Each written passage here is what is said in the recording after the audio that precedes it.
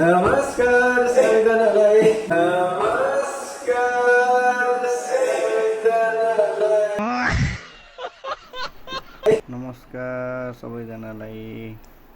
आज चाहिँ चपाती कसरी बनाउने भन्ने चाहिँ सिकाउँदैछौँ तपाईँहरूलाई। थाहा त होला, त्यो नि हामीले बनाएको हेर्नु नि त। आज चपाती बनाउने प्रोसेस सुरु। यस्तै गरी छ, चपाती बनाउन सजिलो छ, रोटी बनाउन सजिलो छ भन्नेहरूले चाहिँ यहाँ हेर्दा हुन्छ है त। कति गाह्रो छ। रोटी हाल्न गाह्रो छैन, तर प्रोसेसका लागि धेरै नै गाह्रो छ। यो गर्यो त्यो गर्यो, धेरै नै गाह्रो हुन्छ नि त।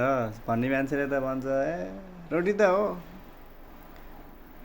तर हेर्नु पऱ्यो नि त सबैले मिलाएर। यसो हेर्नु नि त, राम्रो लाग्यो कमेन्ट समेन्ट गर्नु होला। ल आज चाहिँ यति नै। पार्ट 2 हेर्नको लागि चाहिँ फलो गर्नुहोस्। Okay, by by.